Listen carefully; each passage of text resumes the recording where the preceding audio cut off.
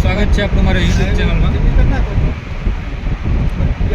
હવે તમે આવી રીતના કાંઈ લોંગ ટ્રીપ પર જતા હોય, હવે ગાડી એક એન્જિનિયરે બનાવી હોય, આપણા જેવા માણસ બનાવી હોય, બરાબર? આ ગાડી હવે એમાં તમે એમ માનો કે ગાડીની બ્રેક ફેલ થઈ ગઈ, બરાબર? તમારી ગાડી છે 120, 130, 150ની સમથિંગ, બરાબર? હવે તમારે ગાડી કઈ રીતના ઊભી રાખવી છે? પહેલાં તો છે ને બ્રેક ફેલ થાય એટલે કાંઈ ગભરાવાની જરૂર નથી, બરાબર?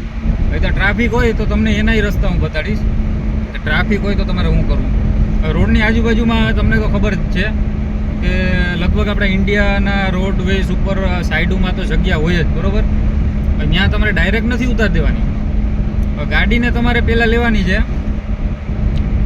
લીવર તો છોડી જ દેવાનું છે ને. એસી છે ને તમારી ગાડીનું ફૂલ ચિલ્ડ કરી નાખવાનું છે, કેમ કે આપણી ગાડી હોય ને 100%માંથી 35% એન્જિનનું કામ છે ને કે આપણે એસીને ચલાવવા માટે હોય, બધો પાવર એન્જિનનો, બરાબર?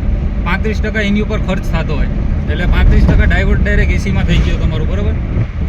પછી તમારે ગાડી છે ને ધીરે ધીરે ક્લચ કરીને, હમણાં માનો કે 5મા ગિયરમાં ગાડી હાલે, બરાબર? આપણે તો તમારે ધીરે ધીરે ચોથા ઉપર લેવાની છે. ક્લચ કરીને ચોથા ઉપર લઈને ધીરે ધીરે ક્લચ છોડવાનો છે, બરાબર?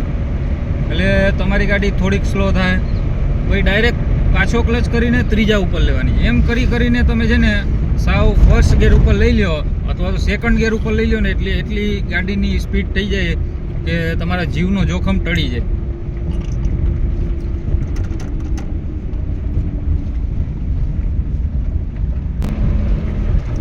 હવે એક બીજી વાત કે આપણે હાઈવે ઉપર ગાડી હાંકતા હોય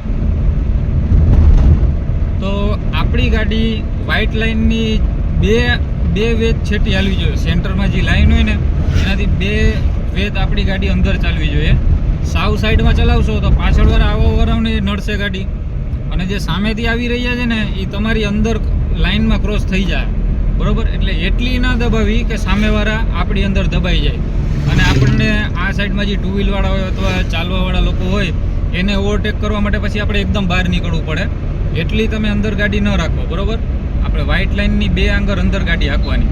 એટલે શું કે ઇમરજન્સીમાં તમારે અંદર લેવી છે, આમ બહાર અંદરનો મોકો તમને મળે ને સામેવાળો વ્યક્તિ પણ આપણે તમે જરાક સેન્ટરમાં ચાલશો ને તો એ પણ જરાક સાઈડમાં ગાડી હાંકશે, અને જો તમે સાવ સાઈડમાં ચાલશો ને તો એ એકદમ સેન્ટરમાં આવી જાય, જેથી કરીને તમને જરાય મોકો નહીં મળે ગાડી કંટ્રોલ કરવાનો.